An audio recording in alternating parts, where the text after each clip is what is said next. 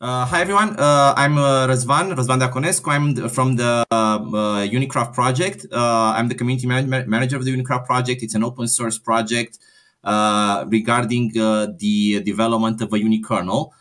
This is something that we do yearly at the Zen Summit. We call it the Unikraft Weather Report, bringing up-to-date technical information regarding what's been happening during the past year. So we had a talk at Zen Summit 2022. I think it was in year. So this talk kind of in the project by then.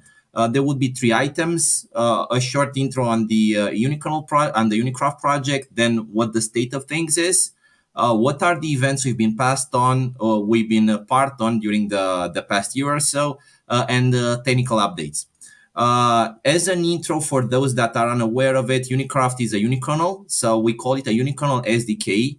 Meaning being able to compose different applications based on what we call micro libraries, unikernel micro libraries that are typically features in an operating system, together with other libraries applications to create a unikernel image. You can see it as a midway between containers and virtual machines. We call it lightweight virtualization, being able to use a hypervisor such as Zen or KVM or VMware to run a minimal unikernel image. How does this happen behind the scenes? What you have here is what we call the unikernel components. You have platform code. This is typically related to the hypervisor, so either Zen or KVM or VMware or Hyper-V. Then you have the OS components, different libraries, and these all are tied together with additional libraries and application code to create a unikernel image that's then going to be deployed as a virtual machine. It's very fast. It has high density. We were able to get to tens of thousands of micro VMs running at the same time on top of us. So it's on par with Docker performance. Also provides the benefits, the security and isolation benefits typical to a VM. Also, considering the fact that you are able to select, the keyword here is configurability, being able to select and configure each small component in your final image, you would be able to potentially get improved performance. So we do comparisons with Linux just to see how an application would fare on a Docker, and then with Unikraft. And because we are able to do these configurations behind the scenes, we are able for certain use cases to achieve better performance. This is the history of the project. So the research project in 2017 with a paper that was part of SOSP. And then we slowly moved on to the OSS part. We are still in contact with the research world. You're going to see there are currently research efforts and publications related to Unikraft. And starting from September last year, there's now a startup, Unikraft Cloud, Unikraft GmbH, that creates commercial products from Unikraft and also provides support to the development of the open source project. These are some metrics of the evolution of the project. So it's been open source ever since the beginning, so 2018. And in this you can see how things grow. So we are now at close to 1.5K stars, a lot of Discord users. We have a healthy and constant release cycle, and there's a constant, continuous number of contributions inside the project. This is a chart of how things are going. So kind of we have this constant, let's say, star evaluation on our GitHub project. An overview of the community: there are about 40 active contributors. We are a heavily, let's say, student-centric community. There's a core team of developers. We are now attracting people from other potential interested companies and partners. But given our, let's say, research and university connection, we have quite a bunch of students, researchers that are working with the project. The goal for us is to attract more active and experienced contributors from companies. So about there are two topics. One of them is the events that have been happening during the past year or so, and then we're going to go to the tech updates. For the events, I'm going to focus on four items: hackathons, technical events, workshops we've been doing, project mentoring, community gatherings, mostly live gatherings, and then talks we've been doing, such as this one in the let's say global tech, open source, and cloud community. For the hackathons, we have an event we call Unikraft Summer of Code. It was part of summer last year. It's going to start this year in about 2 weeks.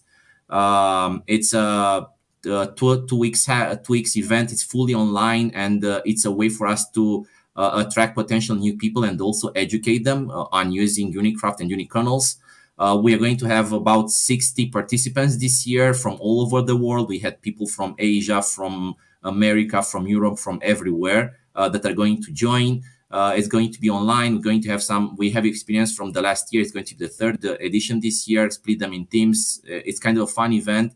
And it's also interesting because a bunch of them also then remain in the community to help around, create, add features, do reviews, and all the others. Apart from that, we are doing monthly hackathons to keep the community engaged. We have teams of each of those hackathons. Whatever is relevant at that point, we're then going to gather the community both online and live. Typically in UPB in Romania, our kind of, let's say, main university, to push on different items. And apart from those, we have university collaborations that we do hackathons on. So starting from May last year, we had hackathons in Lyon, in France, in Aachen, in Munich, in Germany, Athens, Greece, Amsterdam, and Porto in Portugal. We are now scheduling in September hackathons in Aveiro in Portugal, Vancouver in Canada, Zagreb in Croatia. We are going to be part in October of, we are doing a tutorial in SOSP, and also are targeting some other live hackathons that are used to, once again, evangelize Unikraft, evangelize unikernels, and get more people on board. There's about maybe 2 or 3 people that are kind of then caught up in the project. They are able to help around, may do features, may be part of their master's or PhD project, or if they're in a company, content from there. So it's kind of a nice way to people know about the project. What we are doing to increase and get new people on board is doing mentoring. So we have the typical Google Summer of Code approach. We had last year 3 students. We now have 5 students. We have just started for a month or so. They're doing very good work. We are targeting also Linux Foundation, I think LFX, the name of that is, probably also outreach. So we are looking for different projects out there, programs that allow mentoring of potential contributors. Apart from those, we are doing our own level of mentoring. So 2, 3, 4, 5 students that are going to be part of the community. This year is going to be the first that what I call the first series of graduates that have been mentored for about three years, have completed their bachelor studies, and they are now doing good work. One of them is now employed at the startup company. Another one is going to do some research on Unikraft. So everything very well on that side. Also, once again, given our academic connection, we are very often doing bachelor, master, or PhD projects related to Unikraft that end up in open source contributions in update to the project. If you're going to look on the project page, quite a bunch of features and release notes you're going to see are based on student projects. What we've been doing lately are face-to-face gatherings. So this year in October, we're going to have our second community gathering. It's going to be in Romania. It was last year. It was very fun. About 30 people attended. Now it's going to be likely 40 people. So it's kind of our first time. Our way of getting together. This year, we're going to do a live one-day hackathon to push on some items, also socialize, discuss state of the community and everything else. This year in February, we hosted the microkernel and component-based OS dev room at FOSDEM. Probably that's going to continue next year. And kind of starting from that, together with some other contacts we had, In the past 2 months, we've set up what we call a Unikernel Alliance. This is a Unikernel community. We've gathered all the projects out there: OSV, Mirage OS, Rusty Hermit, Unikernel Linux kernel library. So all the projects that we know are working with libOSs and unikernels, and we have a monthly meeting. We discuss different items. For example, next Thursday we're going to have a meeting with talks from OSV, kind of the original unikernel, and Genesio, which is a company using OSV and Unikraft. So this is to create a unikernel-based community to use this technology. From now on the 7th of July, we're going to have a face-to-face meeting in Aachen. It's organized by our hosts at RWTH, who are developing the Rusty Hermit unikernel. Talks. So we've been different OSS conferences such as this one, KubeCon, FOSDEM, Open Source North America, Hong Kong OSCon. We are actively looking at getting in contact, doing networking, being part of the larger open source community, and letting people know about Unikraft and unikernels in general. For the, let's say, the juicier part, the technical updates, I think this is more relevant to the crowd we have here. I selected the 5, let's say, topics that we've worked extensively during the past year. We call the first one app compatibility. I'm going to delve into that soon. Environment support, performance, security, and tooling, the kind of the tool to build, deploy, measure, orchestrate. For the app compat, this is something drive with Unikraft to have a compatible interface. So we have some sort of Cisco-like interface. Our goal being to make it as easy as possible to port new applications. So, for example, if you have any sort of idea, you can drop it on the chat or ask me, hey, this, that supported, how about that? So in order to do that, there are 2 approaches. We call it the native port. We are semi-automatically, let's call it, porting applications and building them with Unikraft. And the other one, we call this, as is noted here, binary compatibility. This means able to run unmodified Linux binaries on top of Unikraft.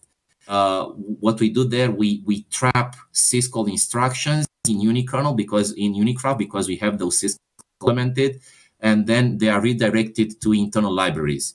And some of these libraries, such as POSIX, POSIX, POSIX, Futex, all of those POSIX-like interfaces have been implemented in the last year to provide a fuller POSIX-like implementation for Unikraft.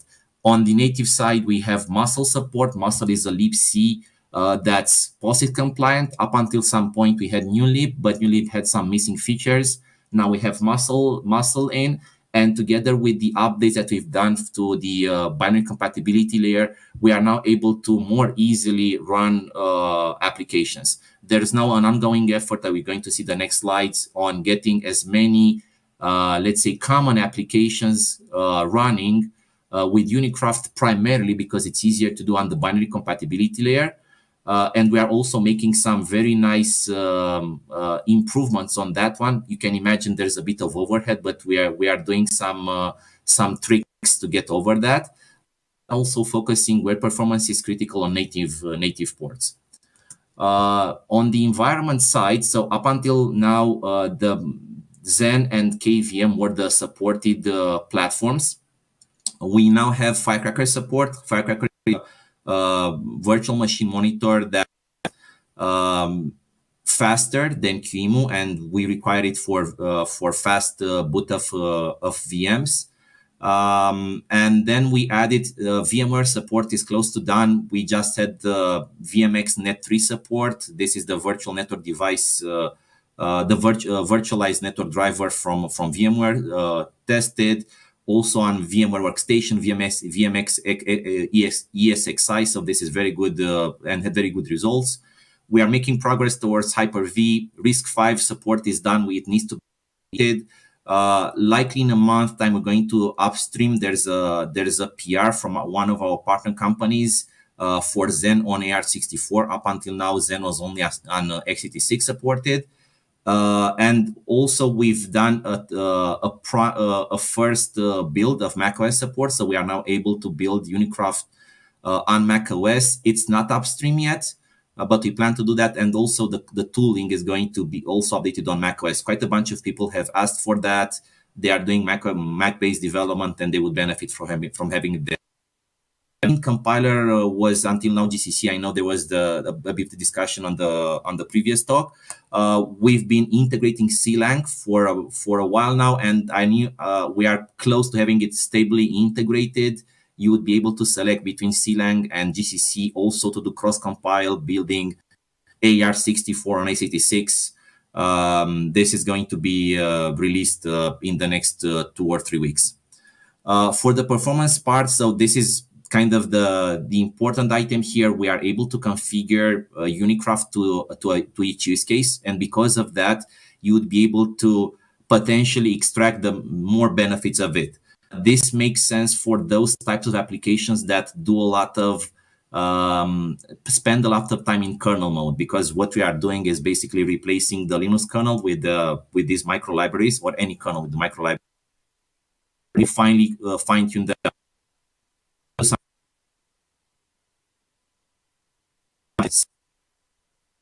then that's a potential to do improvements. And by having full control of the configuration and the libraries you're using with Unikraft, you would be able to get a better performance. Apart from that, we focused on SMP support. So this is both for x86 and ARM. We kind of are looking now at Ampere, the cloud native processor. We just heard now that AMD is now designing something starting with letter E, if I recall, a 128 core processor. So we're going to look into that. Multi-core is of course relevant. You want to have applications using draining as much performance as possible from multi-core CPUs. This is complemented by synchronization primitives. We have quite a bunch of them over there. We are now looking also in log-plex synchronization, such as RCU from the Linux kernel. And for measurements and profiling, we are looking into VMI, virtual machine introspection, LeVMI support to be able to extract information and do measurements and profiling to see what we can improve, what are the bottlenecks in different use cases. For the security side, we are looking in Rust integration. So this comes in 2 flavors. One of them is what we call UK Rust. This is an internal library that allows you to write different Unikraft components in Rust itself. So basically, the internal libraries can be written in Rust with the security benefits of it. The other one is to build Unikraft as a Rust crate. And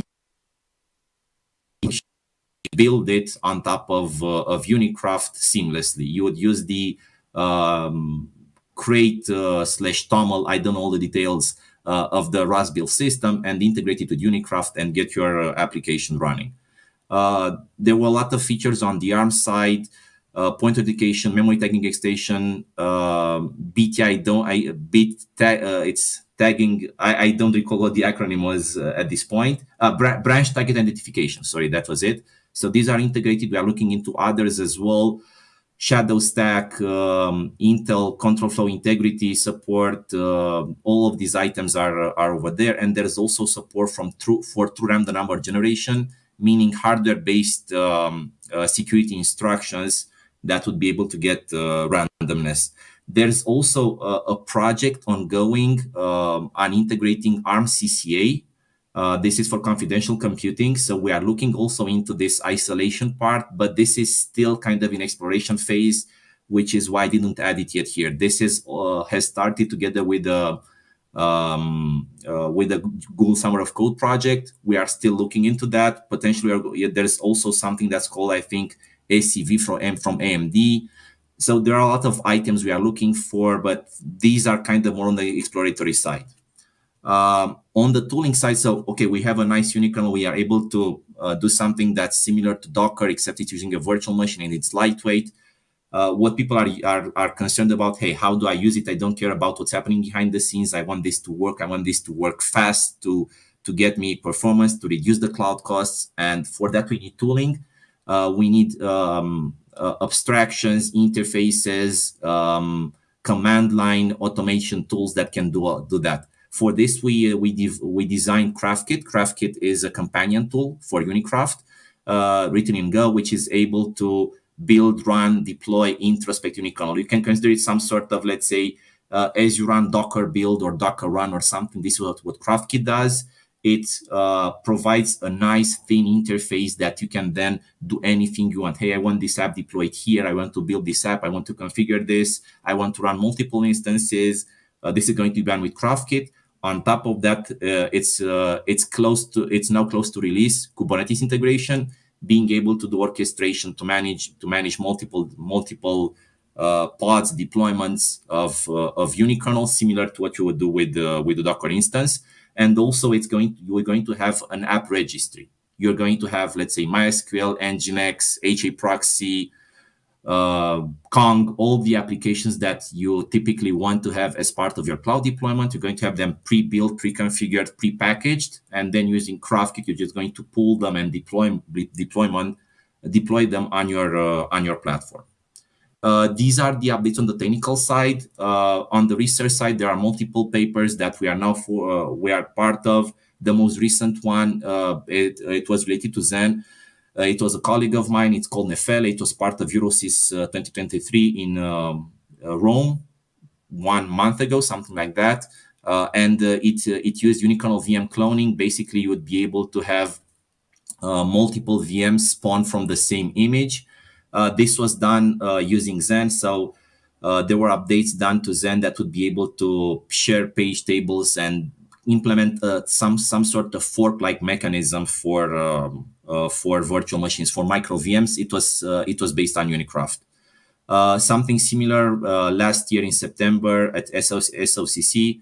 There's something that we call memory deduplication, being able to run multiple instances of the same unikernel, and you'd be able to share memory because part of those libraries are shared, are common, and you'd be able to selectively map all of those libraries in different unikernels. And then there are some others. There's also ongoing work with UPB, University of Manchester, TUM, Technical University of Munich, in Pramod Bahotia's group are working on this. So there's kind of healthy research effort with Unikraft. Further, we have a roadmap ready. Our most important item at this point is usability. We want to make it easy for users, for contributors, because if you do something that's more than 5 minutes, no one is going to spend time on that. You want things to just work. Click a button, run a command, and you are able to pull the repo. You are able to build the application. You're going to enter a debug screen. So all of this should be done in less than 5 minutes. This is going to be coupled with rich application support, having as many applications as possible, improving our CI/CD system. We have some design efforts that we want to do, upstream all those environments, Hyper-V, VMware, and the others. And as I said, security isolation. We talked about confidential computing. A lot of these items also having a security advisory. Basically, we are targeting, if you're going to check the roadmap, we are targeting a 1.0 release. We are currently at 0.13 to happen in February next year. So February 2024, we're going to have our first stable 1.0 release of Unikraft. In the next month, we have a big push. We have the release 0.14 happening in July, end of July. We're also getting a lot of items on top of that. So as I said, usability is the prime one. Application registry, having those binary compatible applications running is very important as well. So we want to have them ready. The end of it would be that in August, people will be able to easily say, I want to run this, let me do it, click a button, and that works. Also upstream, the Xenon AR64 work, VMware, and the environments I just mentioned. Position independent executable for the security side. This has been done. This is now under review. That would be it from my side. These are our reference, our links. So if you are passionate about low-level development, virtual machines, working with different platforms, hypervisors, doing improvements, security tooling, we have a lot of items there. So yeah, please join and we meet us on Discord, on the website. We have a and technically savvy community, and we are open to anyone who's willing to contribute. These are some links. Thank you so much for listening. And if you have any question, I'll be happy to take them. Thanks.